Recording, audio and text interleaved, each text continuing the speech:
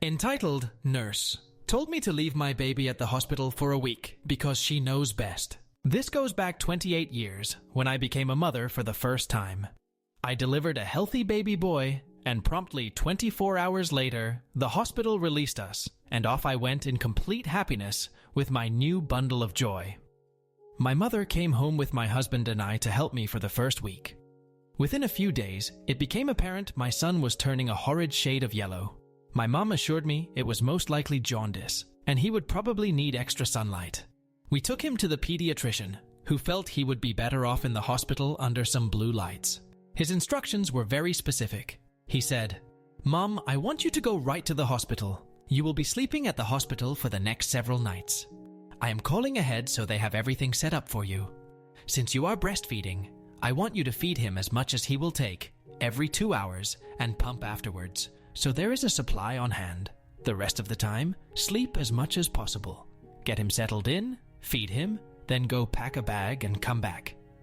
He then hugged me because he had been my doctor since I was 13, and he just delivered my first baby, and was my baby's doctor too, and our entire family adored this man and trusted him completely. The hospital was literally across the street. I was ready to cry. I felt like maybe I had done something wrong, or my baby would not be in this predicament. I was breastfeeding, but it was a struggle, and so I just felt like a failure. I also do not do well with confrontation. Combine that with the hormones raging through my body, and well, I was a mess. I arrive at the hospital and they usher us upstairs. I had just been discharged a few days before, and a few nurses recognized me. I approached the counter, where I encountered Nurse Ratchet for the first time. NR is Nurse Ratchet. Me is me. NR is extremely overweight and in her mid-60s, I would guess. NR, looking up from her paperwork as if I am bothering her. "May I help you?" Me. "Yes, doctor asked me to come check in. He said he called ahead and..." I explained the whole story, including the explicit instructions for breastfeeding. She looked at my over her glasses and sighed a little.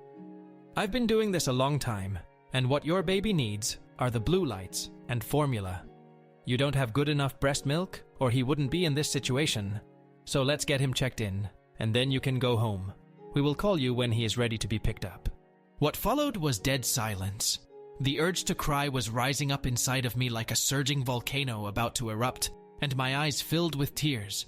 I was not one to buck an authority figure back then. Somehow I found my voice and I said, "My doctor said I am to stay here and breastfeed my son every 2 hours. He is not to have formula. We want to breastfeed him and only breastfeed him." My mom and my husband were looking at me, and they could not believe I had spoken up. My mom told me later she was about to go off on that nurse, but I spoke up. My mom and my husband were looking at me, and they could not believe I had spoken up. My mom told me later she was about to go off on that nurse, but I spoke up. Nurse Ratchet seemed quite offended that I dare speak to her in that manner. She replied rather rudely, "Fine, you can feed him back here." And I followed her to the nursery. It was divided in 2 sections, and one section was closed, and full of extra newborn cribs, folding chairs and equipment not in use. It was cold and dark. She pulled out a folding chair, looked at me and said, "You have exactly 20 minutes." And she stormed out. Well, that did it. Now I was being timed when I was barely learning how to feed my baby. My milk had come in, my boobs were huge, and they hurt. My baby was sick, and I had to feed him in a cold, dark room on a folding chair when I had been using a pillow and a comfortable chair. I was despondent and began to cry. All I could do was hold my baby and cry and cry and cry. I didn't even feed him. He was sleeping soundly, while I bawled my eyes out, telling him over and over, "Mommy is so sorry, baby. So sorry." I waited there until far after my time was up, because I thought Nurse Ratchet was coming back for me to check my baby and I into a room. A bit later, a nurse comes in, and I startled the hell out of her. Nice nurse said, "Oh, honey, what are you doing in here?" So I explained the entire story, again, and I am sobbing at this point. She came over and hugged me and said, Honey, I do not know what that nurse was thinking, but this is not at all how we do things. Come with me, and let's get you all set up." I followed her, and for the first time, felt like there was a light at the end of the tunnel. The baby was beginning to get hungry, so I hung my head in shame and told her I had not been able to feed the baby in the 20 minutes I was allowed, and was there please someplace I could sit and do that now? Nice Nurse was the most precious human being on the planet, next to my newborn son right at that moment. She took me to a room reserved for parents of babies who must stay in the hospital. I had a private room. She brought me sheets and pillows for the fold-out couch. She brought me their professional breast pump machine and set me up with a professional pumping kit. I was able to feed my son, get him under the blue lights, and then head home for a quick pack of clothing and be able to return in time for his next feeding. In case I ran late, I left 2 bottles of pumped breast milk for him. We returned a little more than an hour later, and I walk in, look for my baby, and he is not under the blue lights. I did a little more searching and found Nurse Ratched with my son in her arms, and she was feeding him a bottle of, you guessed it, formula! The mama bear in me reared her protective head, and I just about lost my shit. I knocked on the glass furiously until she looked up. That woman had the nerve to roll her eyes at me. She came out and asked what I needed. Me. I explained to you that we are strictly breastfeeding our baby. We do not want him to have formula. I will take him now for his feeding. NR. What you don't seem to understand is, formula is better. He needs to rid his body of bilirubins, and the formula will bind to it better than breast milk. If you breastfeed, he is just going to be here longer. Is that what you want? For your baby to be in the hospital longer? NR.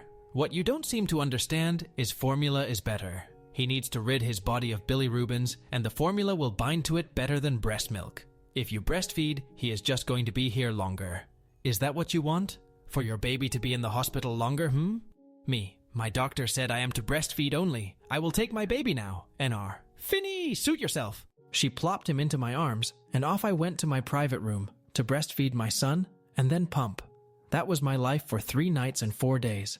The nurses would wake me at night, every 2 hours, and I would feed, then pump, then sleep.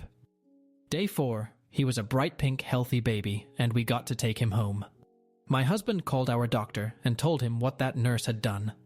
On the 2nd day, he came to check on us, and later, I had the pleasure of witnessing my doctor give Nurse Ratched a good mouthful of what he thought of her. He was furious, and she really got chewed out good. She was told to no longer have anything to do with our family.